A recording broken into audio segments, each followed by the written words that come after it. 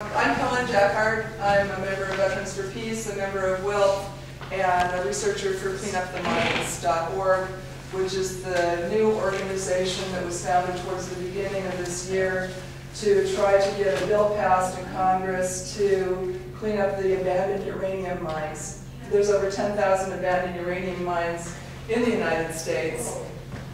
Yeah, over 10,000. And we don't know exactly how many there are or where they all are, but we know where the big ones are. The reason I have this particular thing up right now is because... If you can stay over to the side, your shadow is,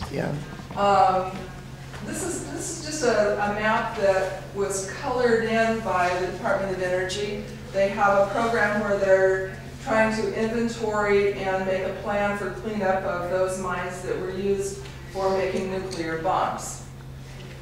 On top of that, I put numbers and links to the number of mines that we know are in each state. So you can see that the vast majority of mines are in the Four Corners area, but you may be curious about mines in your area, and I could certainly give you that information. In fact, I was going to start a sign-up sheet around. Did that get started? Oh, you did. I'll start it here. We got those. Oh, you have a tablet? Okay, just very good. Sure.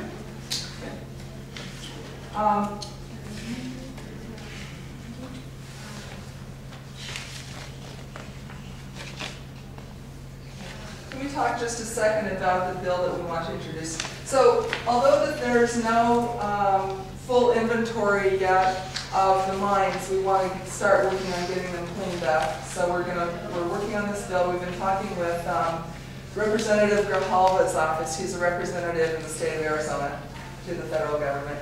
And so we've been meeting with him, working on revising our draft of the bill. We expect to be in our final version soon so that we can actually reduce the full wording. But here's some highlights from our issues moved to Congress.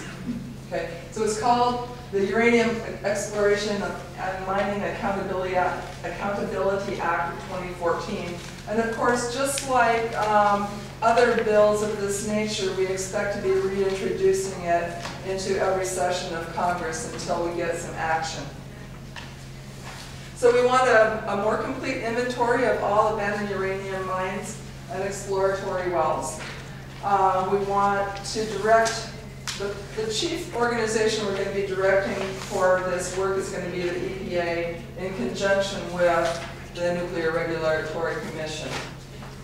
There are no standards for cleanup, so that's one of the things that we're going to be directing them to do.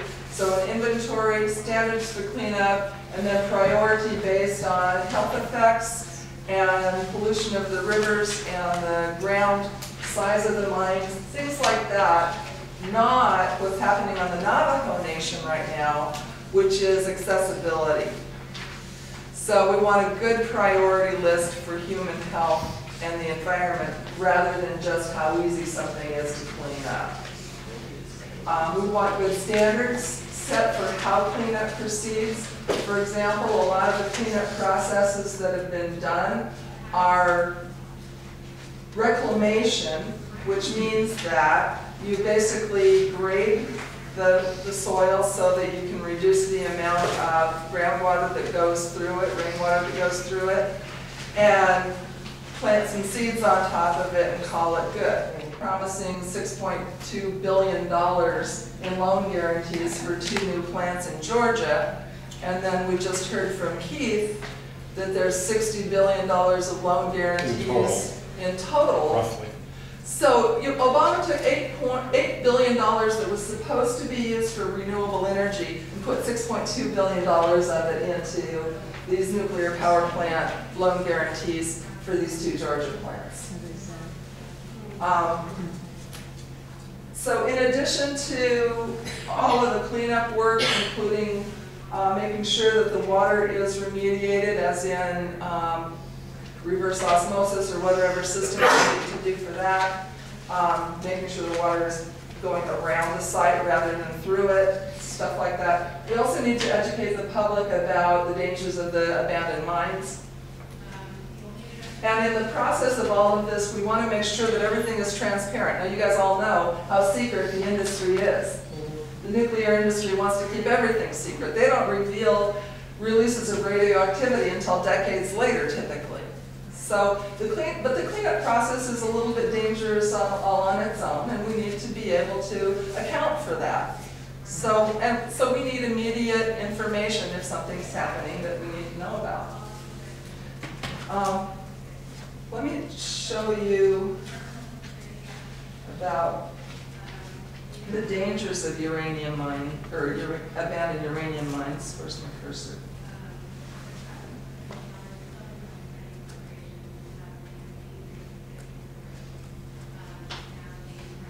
So here's just a picture that talks about some of the possible dangers of abandoned uranium mines. And I have one of those for you if you want it. Oh, cool. Okay. So we need to teach the kids to stay away from them. They can have things fall on their heads. They can fall off of a cliff. They can fall into a hole. Something in the soil could collapse and they could get in trouble. They could be playing around in these structures up above that are dangerous, abandoned long ago, could collapse on them. And then you've got all the different places that the radon gas can escape from. So one of the decay products of uranium is radon gas, and it just goes wherever a gas likes to go. So when you provide an opening like these adits from the underground mines, inclines, the shaft where you're pulling up the ore, the waste dumps, the waste rock dumps, all of that is releasing radon gas. So you can see that in a larger mine where they're producing, hundreds of tons of uranium, you've got a pretty big problem on your hands.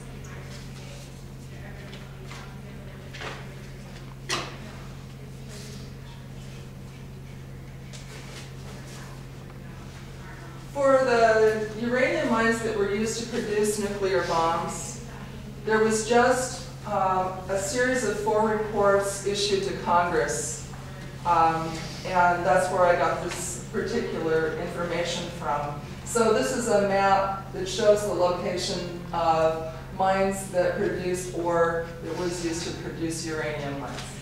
So I think that mapping is useful, at least it was for me.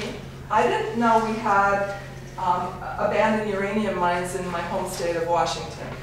But we do. We have quite a few of them, and at least 2 of them are a huge problem. We have a Superfund site in eastern Washington right on the Spokane Indian Reservation. In fact, the people that are most affected by abandoned uranium mines are the indigenous people of the country. It's mostly on or near their lands. But we have over 100 abandoned uranium mines within 50 miles of, what's the national park where we've got the 4 heads of presidents up there? Mount Rushmore. Yeah. So Mount Rushmore is a pretty contaminated area. Now the tourists come and go, and they get, exposed to some of this radioactivity. Maybe they pick something up in their lungs from the dust, maybe they don't. Yeah, I mean, if the tourists knew that, do you think they'd be flocking to Mount Rushmore to see this desecration of this mountain, this sacred mountain? I don't think they would. And finally, I would just like to direct your attention to the fact sheet. And most of them are in the West. Most of them are in the western states, that's We right. have some up here, Right.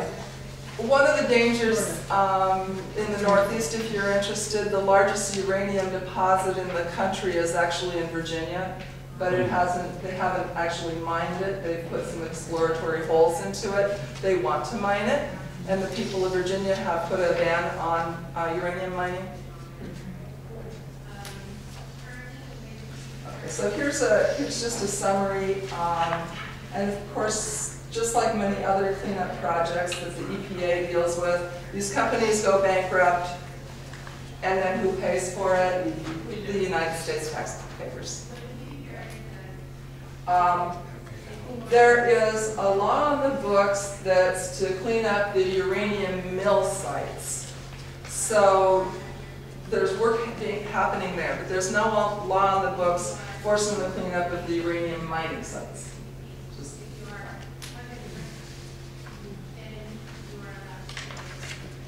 And, oh yes, 169 mines within 40 miles of Mount Rushmore. But there's 10,000 mines around. Yeah. Yeah, and of course there's some in the Grand Canyon. I took a hike in the Grand Canyon and saw one of them. There's signs all over the place, but they're not working on cleaning it up at all.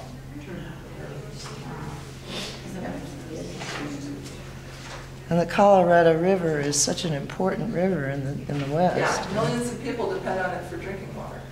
Right.